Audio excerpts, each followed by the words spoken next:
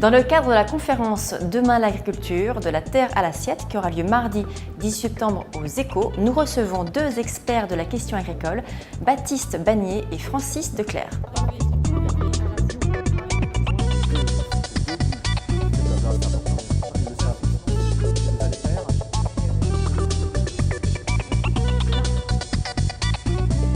Je pense que c'est le cas, comme d'ailleurs pour tous les autres secteurs, parce que l'innovation contribue bien évidemment à optimiser ses activités, à créer des nouveaux produits. Après, peut-être quelque chose d'un peu plus spécifique est le fait que l'innovation, de mon point de vue, contribue largement à la réponse aux défis auxquels fait face le secteur, notamment celui de la perte de confiance du consommateur dans son alimentation. Quand on regarde finalement les innovations développées soit par des entreprises déjà installées, soit par des startups, de l'agtech, de la foodtech, on se rend compte que beaucoup traitent de sujets autour de la proximité, de la traçabilité, des modes de consommation. Et finalement, ce sont tous des sujets qui contribuent à recréer ou à renforcer cette confiance du consommateur dans son alimentation. C'est l'une des conclusions de l'étude que les équipes PwC viennent de finaliser, dont les points clés seront présentés à l'occasion de la conférence du 18 septembre prochain.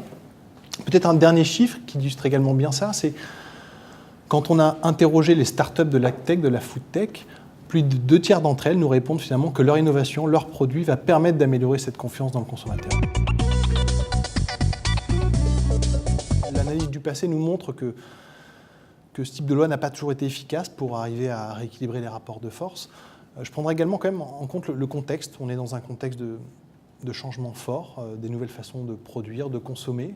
Je pense que ces périodes de transition, il faut également les voir comme des opportunités, comme une opportunité pour rebattre un peu les cartes, pour idéalement recréer de la valeur autour des attentes des consommateurs et idéalement arriver à la distribuer différemment entre les acteurs. Donc oui, je pense que la loi Egalim va contribuer à rééquilibrer ces relations, mais pas seul. Je pense que ça doit être accompagné, par exemple, d'un travail sur la structuration des filières. Oui, je le partage et j'irai plus loin. Je dirais que la guerre des prix alimentaires ne crée plus de croissance. C'était vrai dans le passé, ça n'est plus le cas aujourd'hui. Et les consommateurs ont de nouvelles exigences.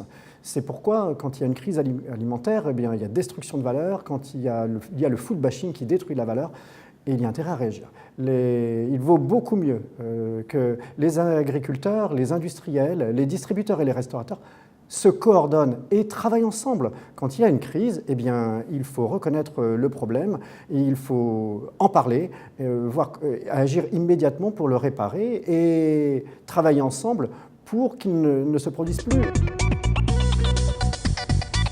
C'est sûrement pas une mode, c'est en effet un enjeu de santé publique. Il y a un impératif en la matière, puisque l'obésité, par exemple, est très importante, à savoir 7 millions de personnes adultes sont atteintes en France, et c'est 15% de la population adulte.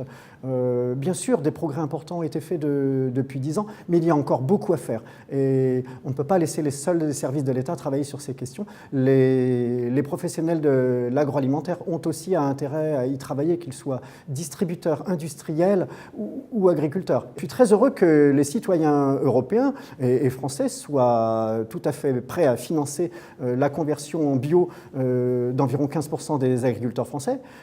Mais le bio n'a pas le monopole de la transition écologique. Les 85% d'agriculteurs qui restent ont aussi envie d'une réduction des pesticides. Il y a donc lieu de travailler sur cette question. Les véritables solutions sont dans l'investissement dans la recherche, les expérimentations, la dissémination et la diffusion de ces expérimentations et la formation. Les vétérinaires se sont formés, les agriculteurs peuvent le faire aussi.